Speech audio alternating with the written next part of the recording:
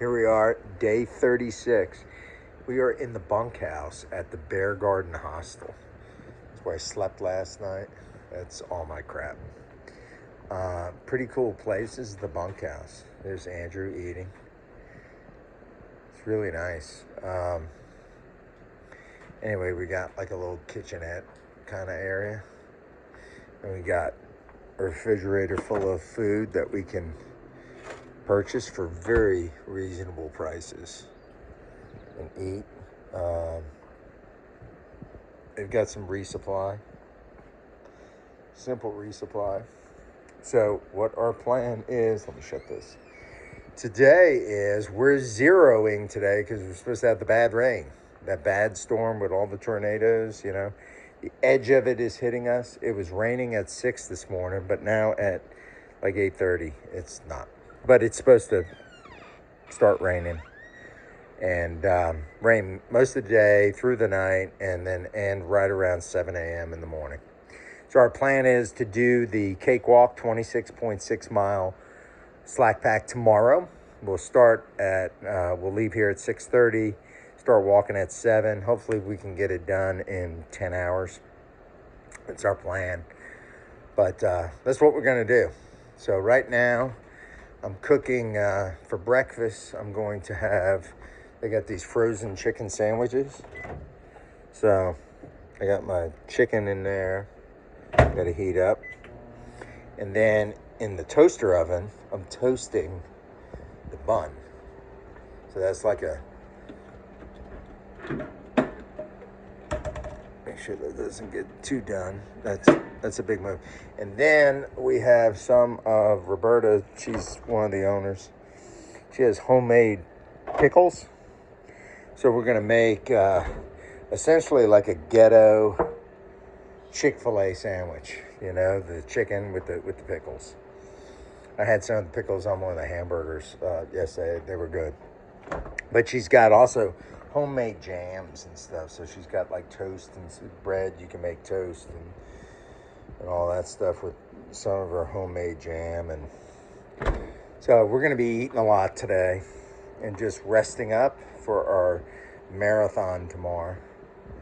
Over here, you got some boot dryers. You put your shoes on if they're wet. They dry them out. There's a scale. I have not gotten on that yet to see how much weight I've lost. Yeah, so that's what we've got so far. So we'll be doing, you know, today's video is just going to be a compilation of things. Heat that up some more.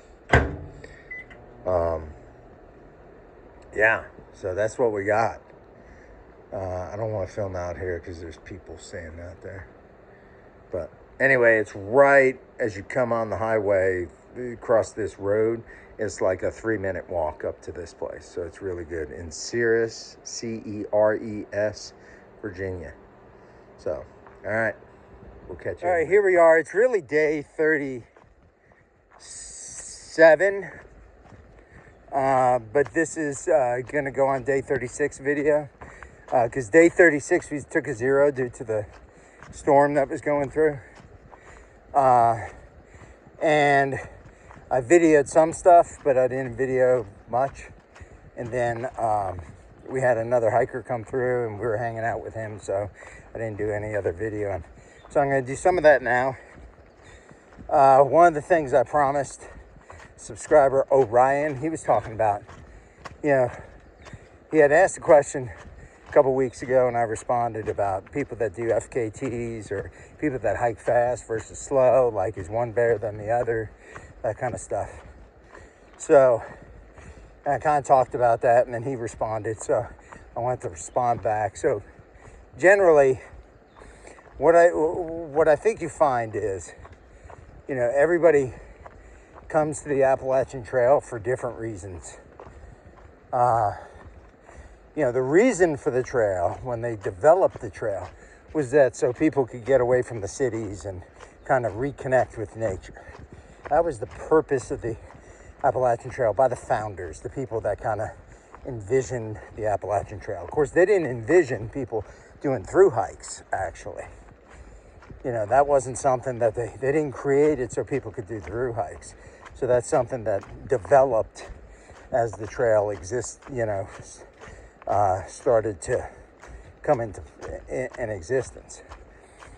So really, I think when you're looking at someone that's on the trail, you kind of have to judge them by what was it that brought them to the trail, right? And are they sticking true to what it was that brought them to the trail? And fortunately or unfortunately, depending on how you look at it, not everybody comes to the trail to be one with nature, right? They do it for many different reasons. So I agree, if you're doing it to be one with nature, I think that's somebody that would take a slower pace to the trail, would try to enjoy all things. When you look at, so for example, and I'm just using this year as an example, and 2018, because that's my 2 years of experience with the trail.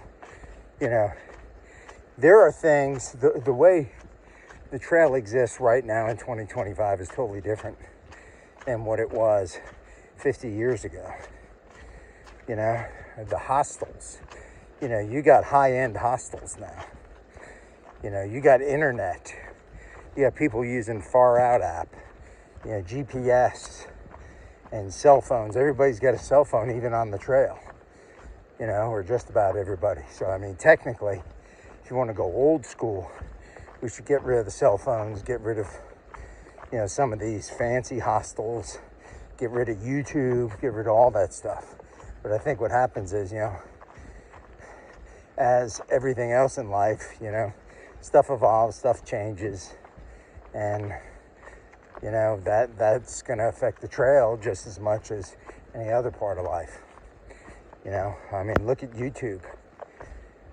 Some people come and hike the trail not because they're in love with the trail or they want to get back with nature, but because they want to be a social media influencer on YouTube. And in order to influence people on YouTube, you have to have a shtick. Whether you're reviewing videos, reacting to videos, or you're, hiking and putting that content on there, you have to have some sort of content to put on your channel. So some people, I think, hike to have content for their channel.